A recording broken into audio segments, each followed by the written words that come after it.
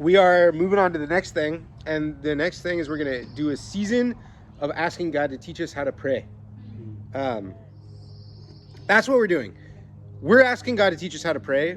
To do that, we're going to go through the great prayers of the Bible. I was just like, how do we learn how to pray? I don't know. Let's look at the great prayers of the Bible and see what we can learn from them, right? And I'm hoping that we'll do it from a standpoint of like, kind of like, I want to get obsessed with learning how to pray because I'm asking God to teach me how to pray.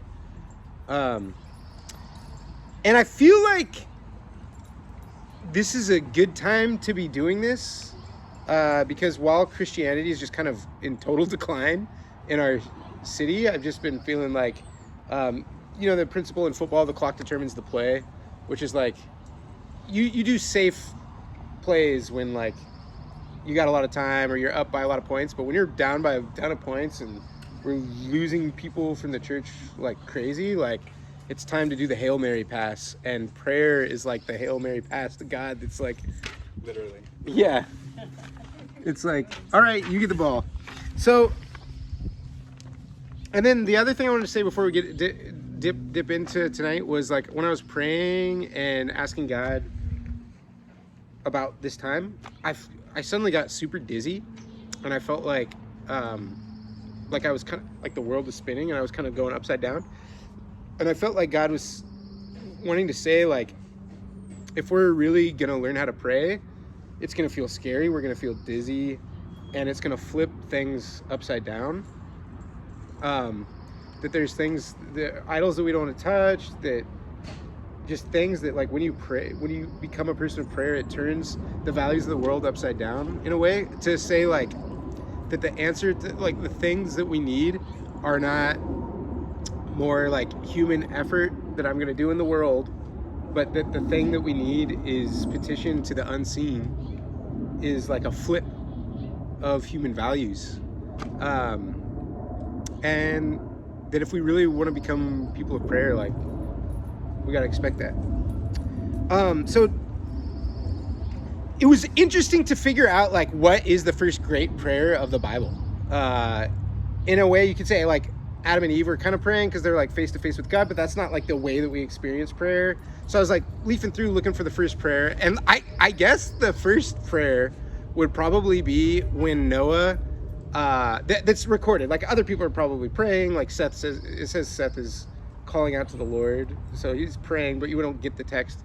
The first one is when Noah he's getting crunk in his birthday suit. He's having a wild time naked, and he passes out in his tent, and one of his sons comes in and sees him, and then the next morning he wakes up and he finds out, and he's like, Lord, curse my son for seeing my sausage and grapes. Make him a slave forever. So I was kind of like, maybe we should skip that one. Because I was like maybe the first prayer in the prayer like Bible is like maybe not the greatest prayer in the Bible. Like humans were off to a great start with the first prayer. Oh yeah, there's things to glean. I've heard sermons on it before. He actually said, curse my son's son, oddly enough. Okay. Curse my grandson forever, let him be a slave forever. Yeah, okay. Great. Even better. Yeah. So we actually did it. We did a thing on that once, which was like kind of like, anytime you think someone's a hero, pan out and let them get a little older, and they're going to end up drunk and naked and just kind of like, anyway. The heroes are like frames, and actually what we have is broken humanity, you know? But anyway, we're not doing that tonight. We skipped forward to Abram, but then while I was looking for like what is the first prayer, I noticed something which was like the traditional, what we call a prayer, where like a person is speaking to an absent God. That doesn't happen until Noah. But the other part of prayer, where God comes and speaks to people, was happening a bunch. It happened with Cain and Abel. It happened with Noah, and it wasn't like super messed up like Noah's prayer back to God was.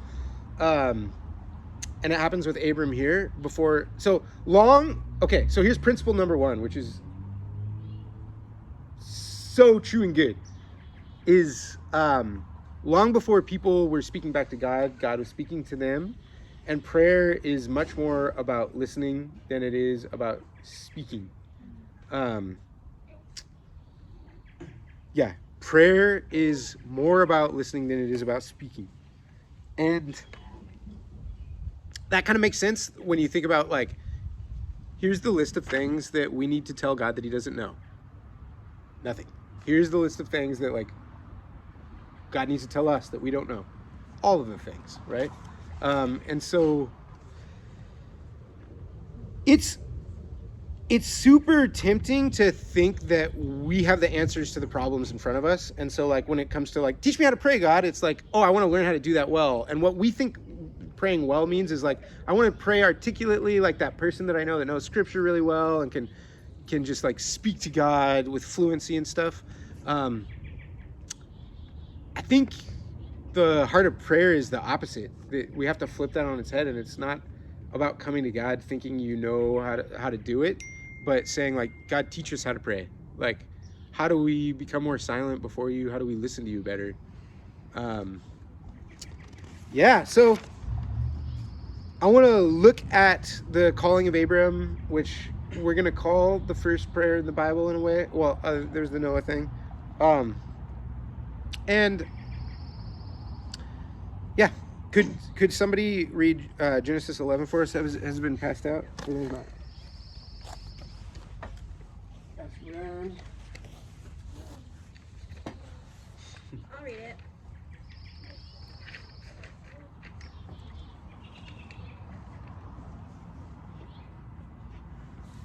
Abram and Nahor both married.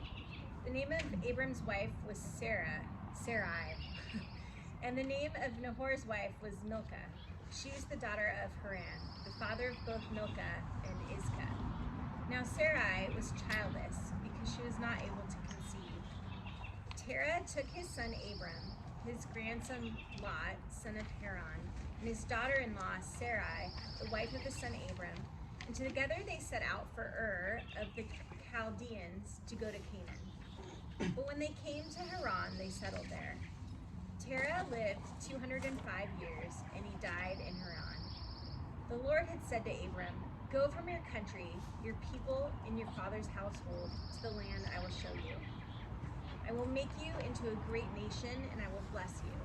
I will make your name great, and you will be a blessing. I will bless those who bless you, and whoever curses you I will curse, and all peoples on earth will be blessed through you." So Abram went as the Lord had told him, and Lot went with him. Abram was 75 years old when he set out from Haran.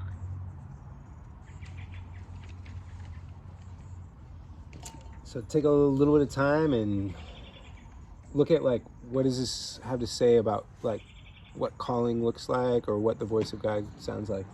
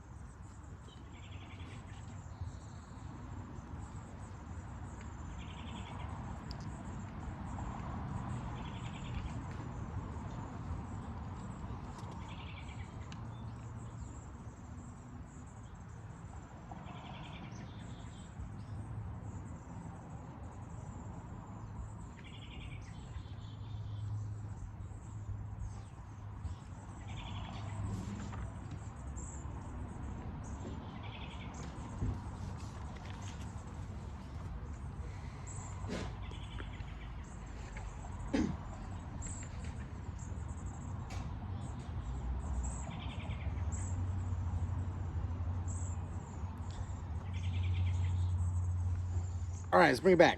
We're going to get back to the passage in a second, but what I really care about from this is that God gives us a sense of calling. If you spend a lot of time around God's voice, like you will discover a sense of calling in your life.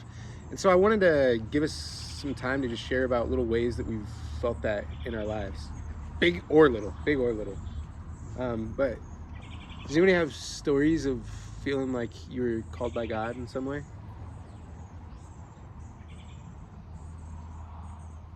I feel like I kind of have a story of, like when I went to Bible college, and even just growing up in the church, I became obsessed with what is God's call, right? Like, you gotta listen for the voice of God and wait for Him to tell you what to do. And I feel like, I never heard it. Mm-hmm. And I was just kind of told that God would bring me a career and a wife and everything that I needed and all of this. But what I've found is you actually need to just go out there and do stuff. I've never heard God tell me what to do specifically, really. Like I've had like, oh, you should go talk to that person, but like with my life, Yeah. I mean, that's a sense of calling, just to think like, oh, God wants me to talk to this person. Right, but not like this is what you should do with your life, Mm-hmm. which is what a lot of people talk about it like. Yeah, and that is interesting because that we tend to think like, what does it mean for my job?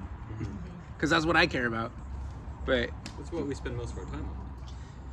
yeah, and like people in the Bible had all kinds of different jobs. Jesus was a carpenter. Like Joseph had a job. Like they all had jobs. So like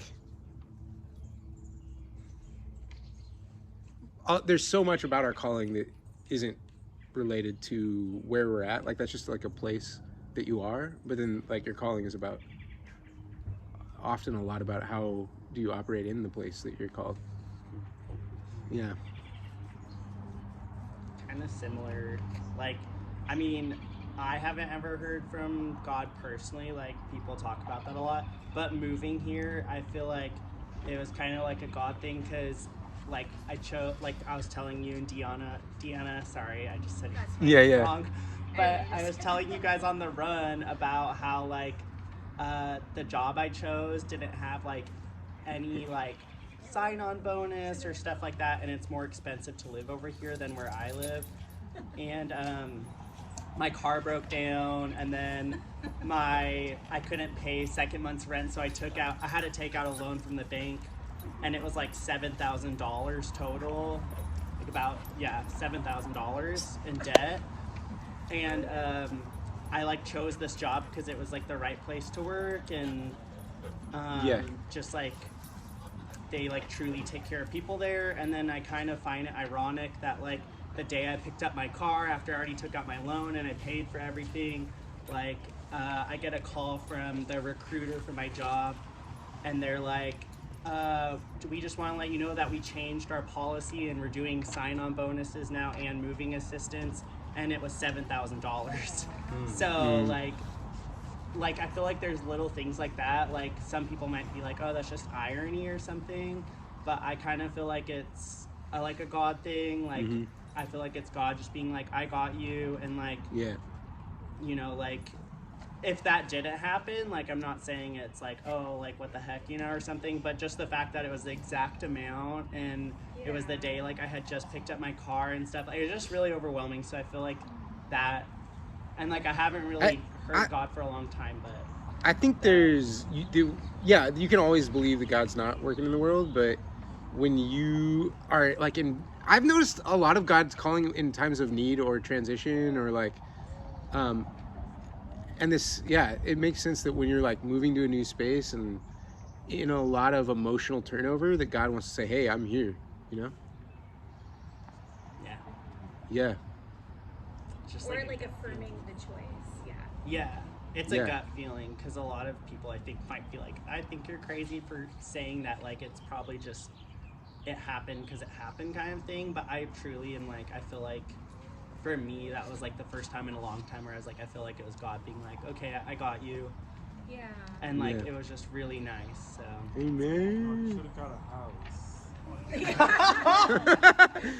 Up Could the ask. could, like maybe afford that shed with that. Yeah, well, No, I mean, maybe like, not even that. if like the exact amount comes to you, if you got it in a house, like $1 million. He didn't need $1 million though. Like that one's low. Yeah. $7,000's not enough for him. Yeah, when do you want me, I talk about this story all the time, but it was like it was a call, so, it was when I was a senior in college and I was trying to decide what I wanted to do with my life after graduation, and was seriously thinking about interning with InterVarsity Christian Fellowship, which is a ministry to college students. And I was at this big conference, and I had been leading this like small group with these students that I didn't know prior to the conference.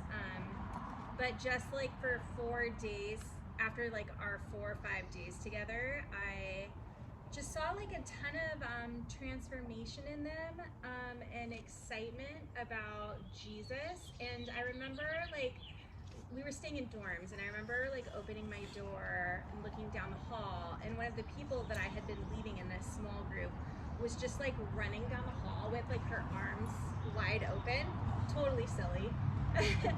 Looked ridiculous, and she was so reserved, like coming, so it was just like this picture of like, oh my gosh, like she's feeling some freedom here and some joy. And I felt very happy for her, and in that moment I kind of I just felt like God was saying, like, see the joy that you feel as this person comes closer to me, like I want to give, like, that's just an inkling of the joy that I feel as people come closer to me, and I want to give you more of that joy. And then I was like, okay, like I'm gonna intern, and then I didn't sleep at all that night because I was like so jazzed, probably with the Holy Spirit. Isn't that cool? Something to notice there is like, it wasn't like magic happened. It was like somebody running down a hall happy, but God was able to call her.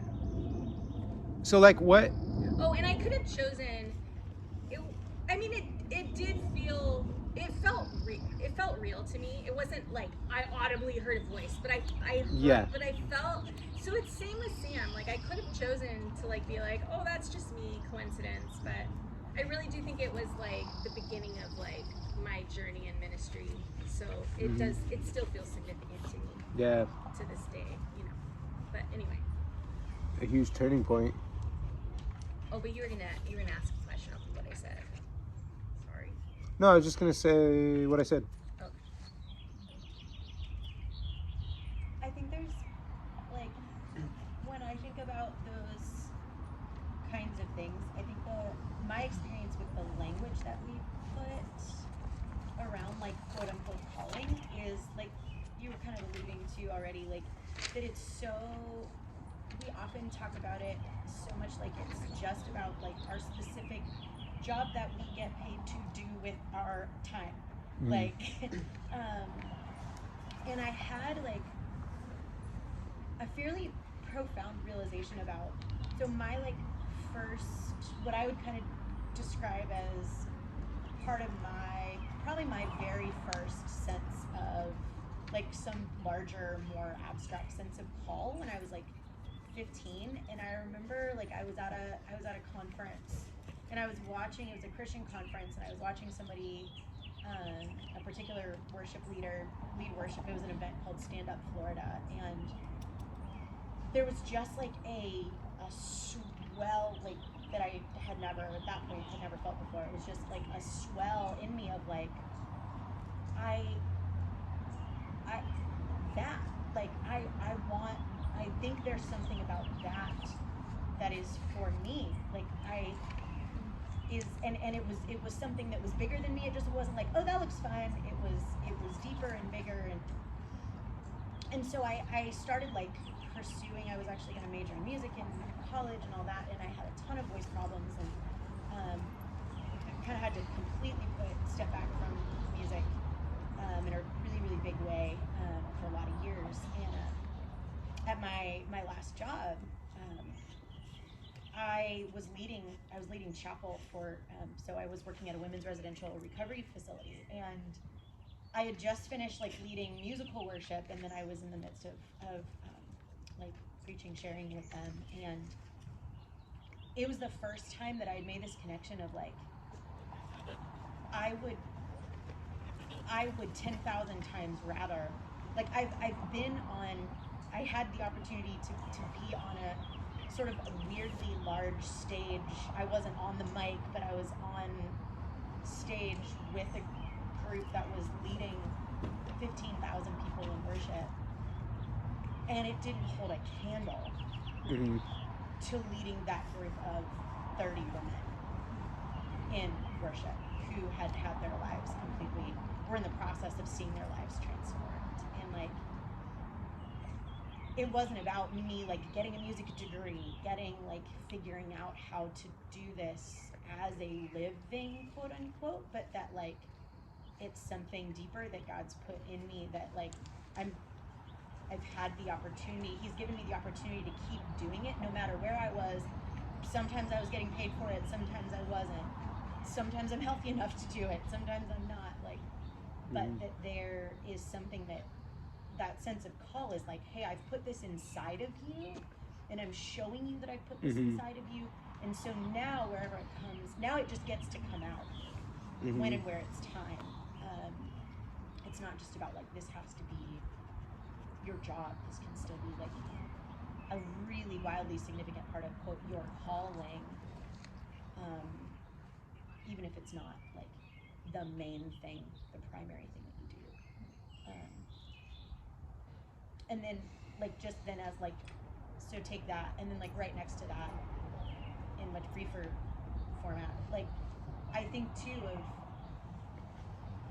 you know, to come back to something that you just like glossed over, Garrison, about like these moments where God can like just point you toward a person,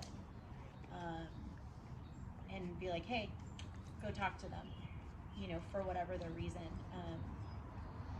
I think those are, to me and in my life, those have been equally, if not more significant than those big moments, because that's actually where like that intimacy with God, I think, develops, is more in those small moments of trusting and like taking the risk to go have a weird interaction for a second or whatever, but then letting God show you like,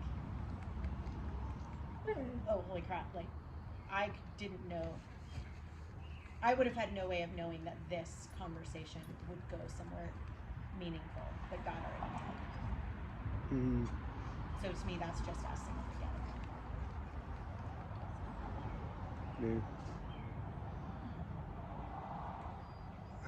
When I think about calling, I feel like the places I've experienced it are just kind of a convergence of like patience and listening and like just what I love, and there's kind of like a back and forth of, as I like get in touch with that, it's like connecting to a part of God's character in me,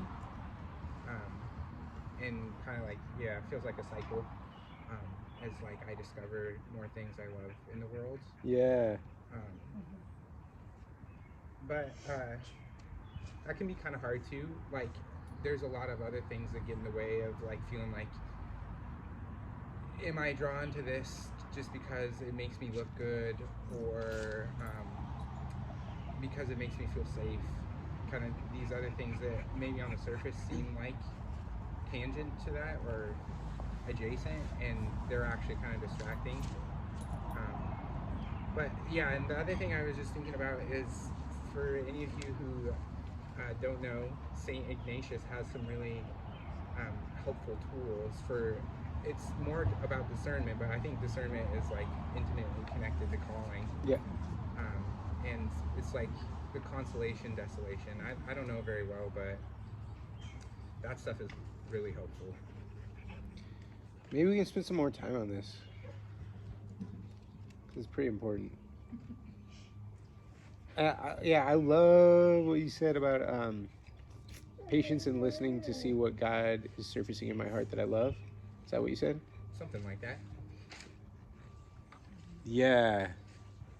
That's like the long-term version of calling. Well, which was similar to mine too. It was like joy, you know. Yeah. Well, and I will say, like, also what struck me, and maybe we don't, is that like this whole thing that God says to Abraham, like, I'll make you into a great nation. I will bless you. I'll make your name great. That like doesn't really happen while he's alive. No. It's like hard. Yeah, it does And not so, happen and like so that, yeah. similarly, like it doesn't mean that there hasn't been seasons where I'm like, I freaking want to quit. I don't like this. Like this is painful or something. Yeah. But then there is always this like consolation and joy that comes, you know. Yeah. So it's not like all roses. Calling is not always like just one high to the next high. Let's dip into this passage. And then we'll circle back to like ourselves. But I want to focus on what we can get out of this. Let's get obsessed with prayer. Let's learn how to do it. Let's do this. So what stuck out to you? That to receive God's promise, he has to uproot himself, 75 years old. Yeah, what does that cost you? Like, who's willing to leave at 75? I mean, I guess people go to Florida at 75. Undergo a dangerous, long journey to somewhere else. That probably took lots of effort, probably took his life savings. I mean, it wasn't just given to him, he had to work. Calling costs something. Yeah, it's word number 1 too. Is go. Yeah, and he took part in a war, like, and his nephew was kidnapped, and he had to go. No. Oh, bummer. Did it happen? The Holy Crow. The crow is sanctified now. Hey. Everyone's looking over here because this crow's trying to eat our communion. He didn't get it. He's coming back. Dang it. Yeah, of course he's coming I back. think it's safe from dogs at this point. There's so many animals. But yeah, just to capitalize on what Daniel said, like he was going to a dangerous place. Like he took part in a literal war. He had to physically fight to save his nephew. And then when he finally got the son of promise, he had to kill him, almost. Mm. And yeah, like Deanna said, he didn't really see a lot of this in his lifetime. Like he got pretty wealthy, but at the end of his life, he just had like 2 kids, Yeah. and he had to almost kill one of them, and like then he died. Yeah. At this point, it already says, like, clearly they're already aware, like, she was not able to conceive. So they also have to suspend some disbelief a little bit, too. Yeah. So It's you like, want me to move, and you're going to say I'm a great nation, but we haven't had kids, and we're old. yeah. So, So, like, and an interesting little tidbit. So, is Abram's dad's name is Terah. And Terah was a moon god of a polytheistic religion. And so what this means is that his dad is not a worshiper of Yahweh. And his dad is the end of the line of Seth, which was supposed to be like the good line. It was like not the one that, the Cain line. It was the, yeah, because, yeah. Anyway, so what this is saying is like that the last flicker of Yahweh worship had gone out in the world. And then God comes and says, I'm going to start a new thing. And he says it to a barren person, to a 75-year-old, to a dead genealogy, to a line that was supposed to be the Yahweh worshiping line, and it's gone out. He comes and he says, I'm doing a new thing there. He drops in and calls out a new reality. And the reason that Abraham is called the father of faith, and that 3 of the 4 like largest religions in the world point back to him and say like, this is our guy, this is where we started, this is where like worship of God's, like all the monotheistic religions, right, look back to Abraham as the father. It's because faith offers a radical break from the way that things have to be. It's because Abraham believes that human limits are not reality's limits, that we look back at him and we call him the father of faith. And there's a way that he was willing to step out into an uncertain future in obedience to God, right? Well, I think it's like, this probably, just think about, like, this probably came out of nowhere, and it's like, he's thinking, I guess they lived for a long time, or what, he died late, but whatever, he's still kind of old. Just like, suddenly there's this new potential offered to him, and that I have to believe that, like, it awakened this, like, desire in him to have something more in his life, and it's just really beautiful, kind of. Like, yeah, he had to risk a lot. Maybe he was disappointed at times, but it's like, oh my gosh, my life could potentially be about so much more. 75 and I still got stuff to do. Yeah, it's like think Yeah. about you've been waiting your whole life, like you feel like you've had this passion, you've been cultivating it your whole life, like, oh, maybe now's the time, like maybe 6 months from now, and like, I don't know, it's really, it's Yeah, or you hopeful. didn't even know, or you just didn't even know that you wanted this, and then it's like Yeah. God speaks it, and it's like, oh, I do want this. Like, Yeah. I want this. This is worth changing my life over for. You know. So, go ahead. Oh, I don't know. So, speaking of names, so Terra is the name of a moon god from a different polytheistic religion, and they were gonna go to Canaan, but they ended up settling in Haran, which means the calling out. So it's yeah. So apparently that's the name of the place that they ended up settling, and when his father dies in the land of calling out, he's called out. Which is just, I don't know. I don't really know where to go from there specifically. It's significant that it was always the calling was to go to Canaan, but they're living a nomadic life. Right. And they're just kind of like where they are for now, kind of like wandering around, and then God comes and says, no, you're actually going to go to the place that I've called you. Yeah, they're like the Bedouins.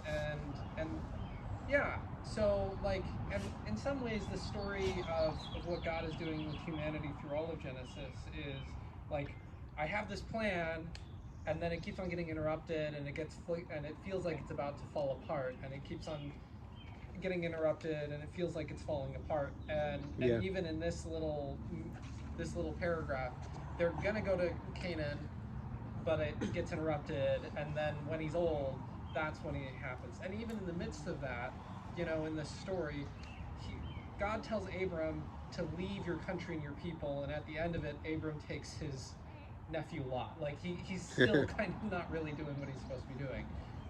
He kind of is, and he kind of isn't. It isn't about the story of humanity.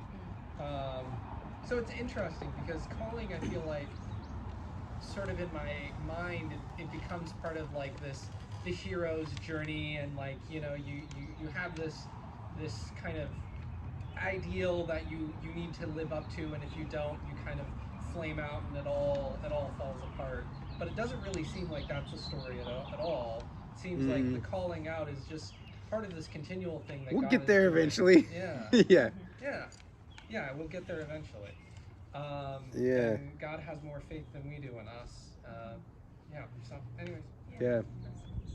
I want to talk a little more about this, like, being called to Canaan thing, because we don't, like, value land, really, and for us, we, like, make, like, going to Canaan just, like, a metaphor for whatever the thing is that we really care about. I don't know. Whatever. Like, we just fill it in with our own thing. But for Jewish people, like, the land is, like, super significant.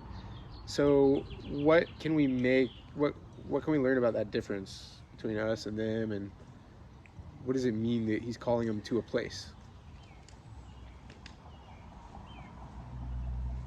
It just means to belong. Like everybody wants to belong, and everybody wants a place. Home. And that's like all we're trying to do in life. But like the discomfort is when you don't have a place and you don't belong.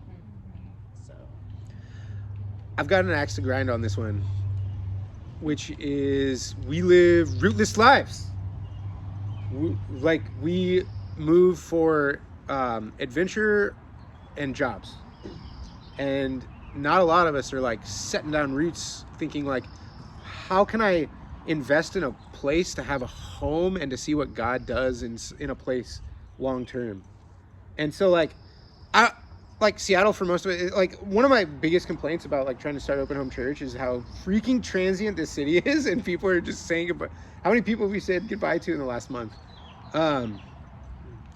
And it's in the culture. Like, I don't know if there's anything that we can do about it. Like this, it's really expensive here, but I know that like when I've been most tempted to quit, it's because like no one else is committing to like Open Home, to like Seattle. And it's people are just like, yeah, I'm here, but I'm gonna be somewhere else soon, right? And I know that what we need to be able to like really see God do something here together is for other people to like commit to this with us, to be like this is gonna be my church, and this is gonna be my home. We need that, or else it's gonna be me and Deanna rooted as everyone else just moves through. And that's not like the body of Christ. That's like me and Deanna.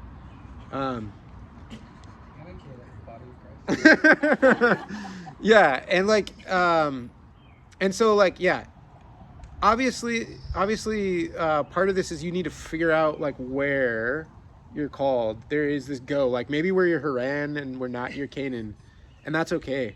But I think your life, you're supposed to have a Canaan. Like you're supposed to have a place that you actually invest in people and community, and not just experiences for yourself. If you really want to find the calling of God, you've got to commit somewhere, and this city could use it. That's my axe. I got to grind. What else? And I think too, like we touched on it, but just that they're like, I think we want the like joy of the calling and the weight, the holy weight of the calling without the cost of it. Yeah. You know, and like there's an obedience here. Like this is a future thing. This isn't like, hey, this is what you're going to do right now. It's like, no, I will do these things like way far in the future.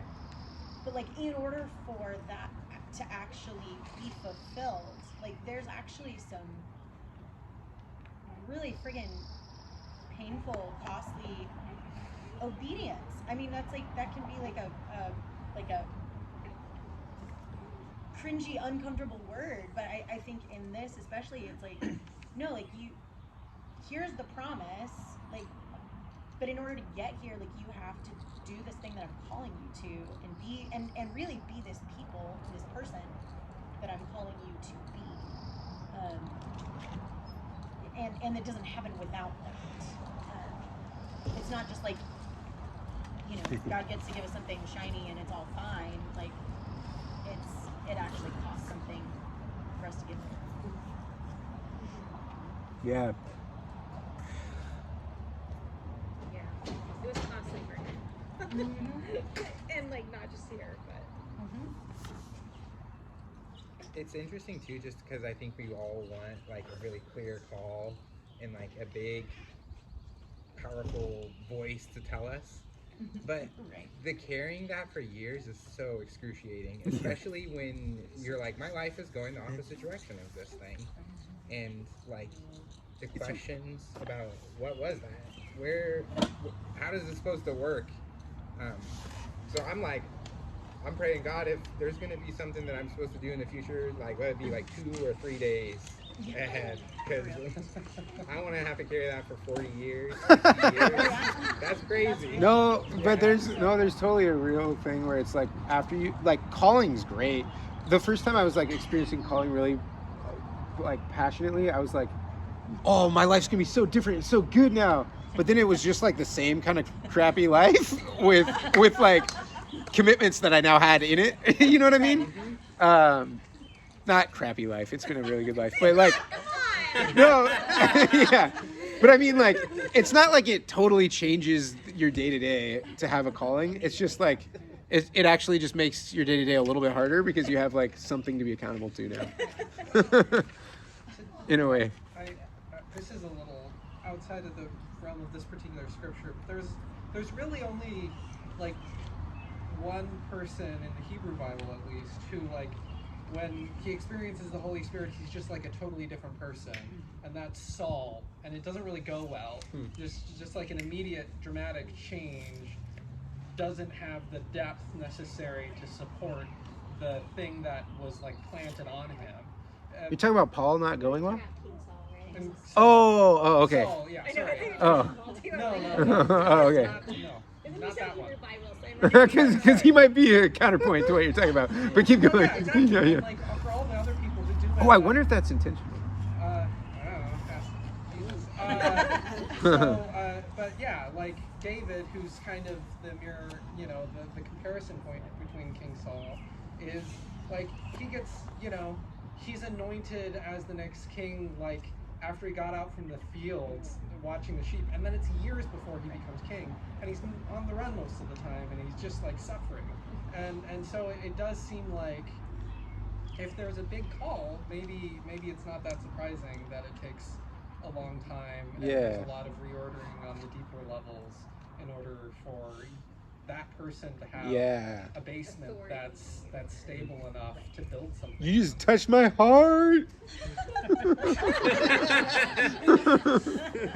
On accident. I'm feeling things over here. That's good. You think Saul was like, yeah, this is an awesome calling when he's just being tortured in the in-between? It's like, that was so painful. Saul? Yeah, like that would suck. I would not want to have to endure that. I don't know what Saul was thinking. He's a weird character. But yeah, like I like what you might be implying is that maybe why God doesn't give us this incredible calling all at once is because we can't handle it. Exactly. Saul got it and he couldn't handle it. Right. He got too full of himself. David needed 13 years of humiliation. Formation. Yeah. Well, and God just doesn't spare us from pain. You know what I mean? Often, like, we start to carry more pain because we carry more of God's heart, which is sometimes sad. Well, it does not necessarily mean to run the next Fortune 500. Yeah. Have lots of power and everything really convenient. Yeah, like all the disciples, except for one of them, like died, right? And they all die. Yeah, all died. Right? Like martyr. Yeah, finally. Wait, they did? I don't know who you are. Let's talk about this. He says, I will bless you, and through you, all people on earth will be blessed. Talk to me about that. What does that mean? I think it's an interesting. First time I read it, I was kind of like, oh, he's just giving them superpowers. You're going to be blessed. You're going to bless people who you want to bless, and you're going to curse people you want to curse, and back you up on it. But then, like after reading a couple times, it's kind of like, no, those people who bless you, I will bless, and those people who curse you, I will curse. So I think it's interesting, sort of instead of sort of being the glowing source from which all blessing rains down from the people in his, in his kingdom, is the idea that the blessing comes through him as like a sort of a passive conduit almost. Yeah, I see that. Sort of inverted. It's And all brilliant. peoples on earth will be blessed through you. When you initially read that, you're like, oh man, this is gonna be awesome. People are gonna love me. But it's like, no, actually, that he doesn't even see that. That like is 2,000 years or however many years later, right? Yeah, so just spell it out what you're referring to there. Oh, like, well, Jesus, Jesus comes through his faithful line or whatever eventually. And all people on earth get blessed. Yeah. It's another... He doesn't even see that. It's just like, God gives him a calling. He just gets a small little snippet of what that actually looks like and means. And he doesn't see the rest of that until probably eternity, Yeah. Another piece is like the Jewish people don't always do a good job of thinking that God's blessing me to be a blessing for all other peoples. Wait, what do you mean? Like later on, like you just have to wonder like how much of the Old Testament is them forgetting that they're supposed to be a blessing to all peoples. Oh, sure. Yeah. But I find this encouraging because it's like, oh, like we can hope and trust that our faithfulness down the road brings blessing and beauty, even though Yeah. we don't see very much of it. Right, yeah, like Abraham at the end of his life was like, yeah, I got a couple good kids out of this, maybe. And then he dies. But like the promise was every single human being on the planet was going to be blessed. Mm-hmm. And he didn't see any of that. It was Yeah. crazy. And Moses, right? Yeah. Same kind of thing. He didn't get to go to the promised land. I mean, there's just person after person doesn't get to see the fullness of. Yeah. Okay. I'm gonna give us some thoughts and then send us into some reflection. The first thing I want to say is God always blesses you to make you a blessing. He doesn't bless you just for you. He always and only blesses people so that they can be a blessing. He always and only brings people in so that he can send them out. Like he brings people into these crazy encounters with him. Not just, and there's not, I maybe someone could find something in the Bible, but I feel like pretty much all of them, if you're a prophet, like you get this extreme access to God, but it's not just for yourself. He's got a message for you to take back to some people. Yeah, or it's like, it's not that God isn't blessing you or loving you, but it's that this Blesses you transformation to happens. Yes. make you a blessing. But it's like, it's just So- like, that's what happens. Yeah. Yes. Not that it's like ulterior motive. No, it's not. I'm not saying ulterior motive, but there's no way to get into the intimate space of God and not come back with something to share for other folks, to be bread for hungry people. Yes. He's not gonna feed you without making you bread, man. And yeah, God brings in Moses, shows him his glory, shows him his backside, and he has this. Moses just like, show me your glory. God does it, and then he sends it back with the 10 Commandments. God brings in Elijah intimately with a still small voice, and then sends him back to anoint the next generation's rulers. God brings in Isaiah, shows him this crazy metaphysical realm, throne room vision. And while he's in the throne room vision, am I on mute? Hey. I hope you guys can hear me. Yeah, so It's probably about them being on mute. he shows Elijah this Isaiah this crazy vision of himself, and while he's in there he says, whom shall I send and who will go for us? And Isaiah says, here I am, send me. Jesus brings in the disciples. They get this crazy access to him where like John is actually like, at the Last Supper, John's got his head on Jesus's chest. He's like listening to God's heartbeat while Jesus is talking about like, I'm bread to be broken. Like they got such crazy access to Jesus. And when they get brought in that intimately with God, like what happens is he sends them. And if you look at like where the disciples died, it's like a map of the known world. Like they ended up like everywhere, and you can just see this crazy race that they're on to like get everywhere, right? God calls you in to send you, and of course, like Jesus is the one who was sent, right? Jesus is the one who left the comfort and security of heaven in order to be sent to this crappy place. It's not all crappy. Why? To bless us, to give us the blessing of God, right? So that's the pattern. So like, you can't be a blessing unless you're willing to get out. You can't be a blessing to people unless you're willing to let it cut into your screen time, let it cut into your vacations, let it cut into, there's no way. Self-worth. Yeah. And there's this promise that the blessing of God rests on the work that God's doing. And so when you go out and you become a part of the work that God's doing in the world, there's a blessing of God that rests on that. I still believe that. And then the last thing just like to bring back the main point and let it be the main point is I just want to say like, we're asking God to teach us how to pray.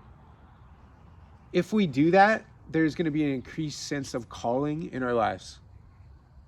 There's this promise that if we listen to God more, we will feel more and more called. We'll feel more secure. We'll feel more specific.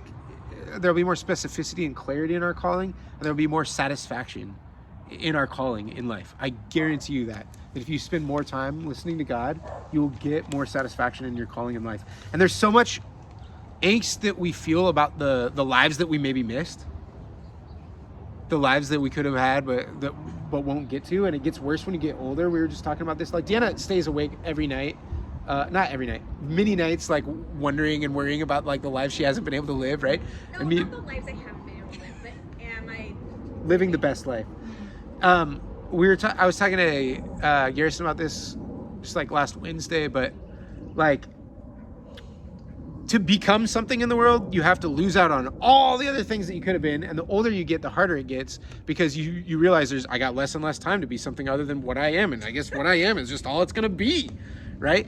And we all have to face that, man. It sucks. And there's like this Buddhist saying that's like a baby is nothing and everything, because a baby could be anything. Like a baby could be a doctor, a baby could be a lawyer, a baby could be a street sweeper. A baby could be anything. We don't know.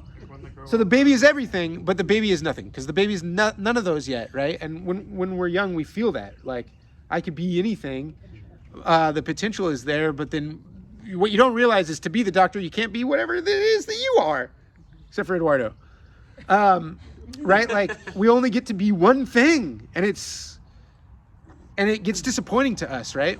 And then, of course, living in the time of cell phones, they just serve up all these other lives to make us hate the one that we're in. And so we got, pictures of the musician who travels, and we got pictures of the model who travels, and we got pictures of the famous runner that travels, and they always travel, and like that's all we're seeing them go places, and we don't think about like how rootless their lives are and how they have no routines in the place that they show up, and that's actually a very anxious way to live.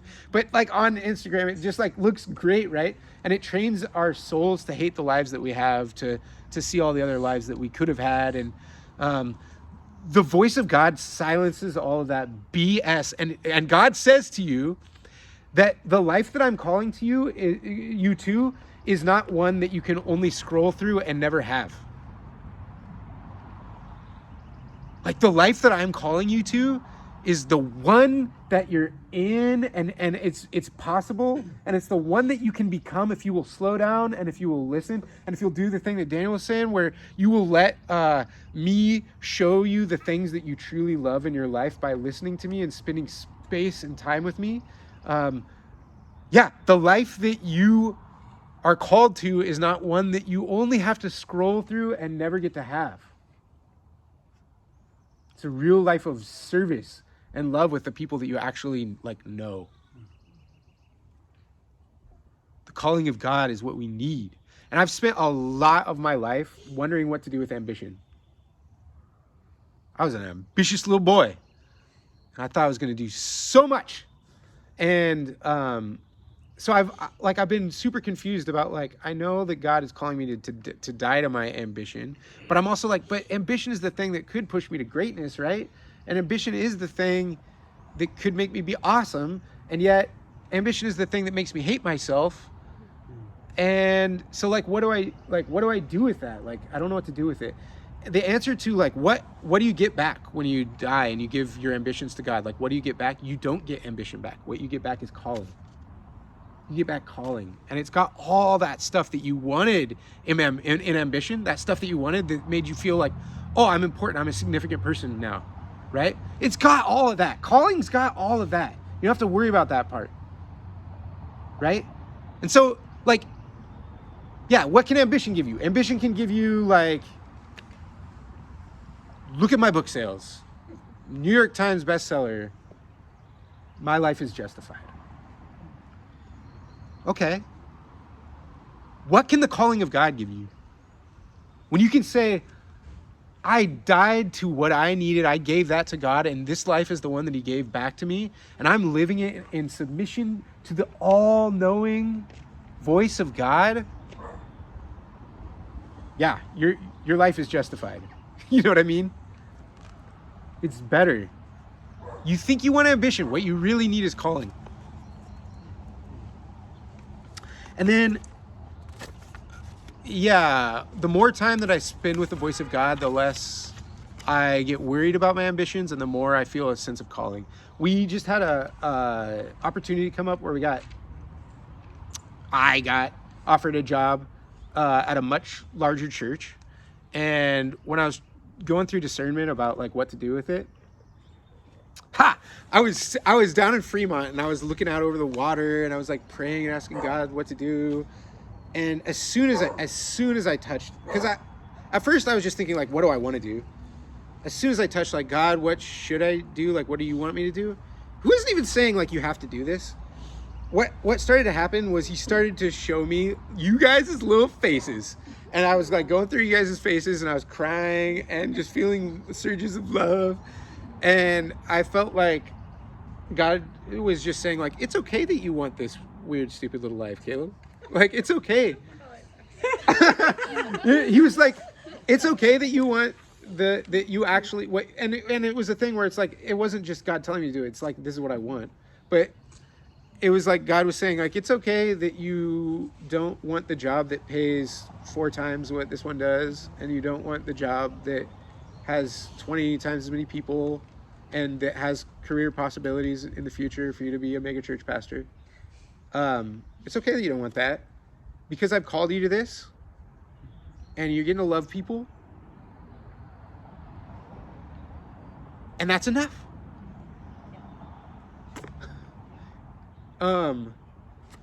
Yeah, calling is better than ambition, and it's enough. So let's pray. And Carrie's gonna pray for us and lead us into some worship. Do you want to introduce communion also? Do you do that? I'll let you do that. That's a thing she does. Yeah, I'll start praying a little bit, and I'll grab that guitar.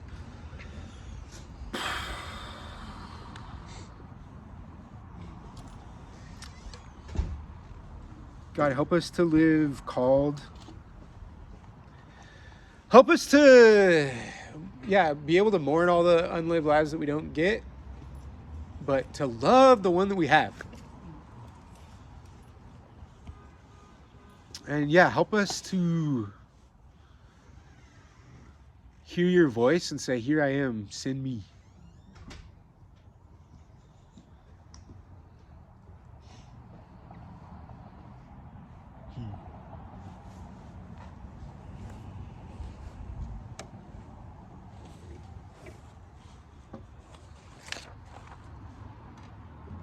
God, you've said that in Psalm 139 that there is absolutely nowhere that we could go that you are not already. That if we go up to the heights, that you're there, and that if we go down to the depths, you're there. That if we settle on the far side of the sea, that even there your hand will guide us. And so, God, I know, God, I know that wherever each one of us is, whether we're up on a mountaintop with you, whether we're down somewhere in the depths, or whether we've tried to be on the far side of the sea, God, I know that you're there with each of us.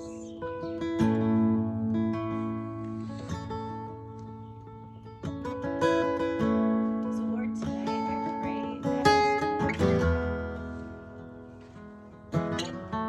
that you would open, some of us, God,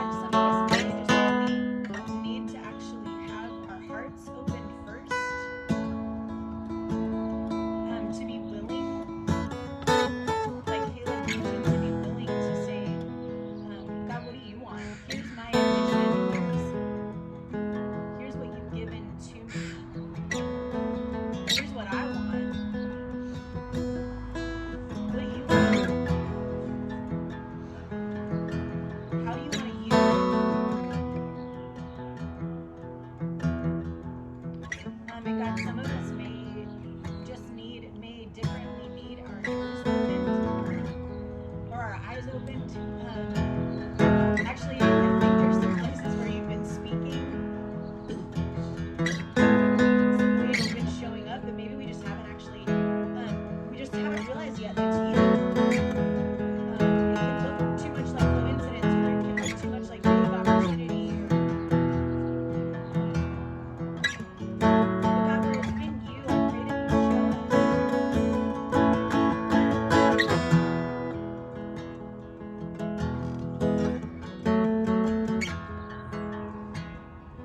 You said, God, that your sheep know your voice. So God, I pray that you would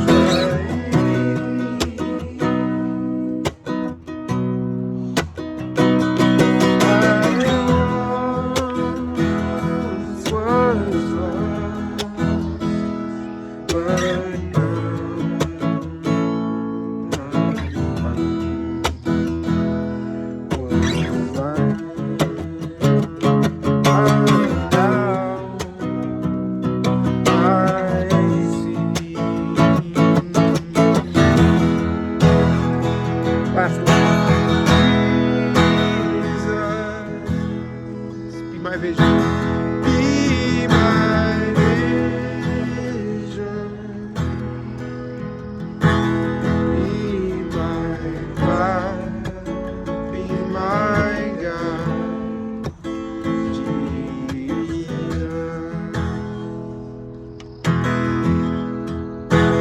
Verse first. Jesus, be the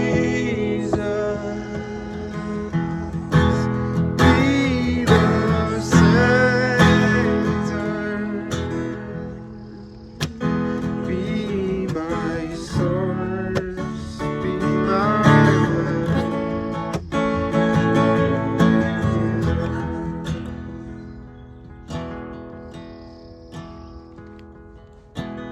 Jesus,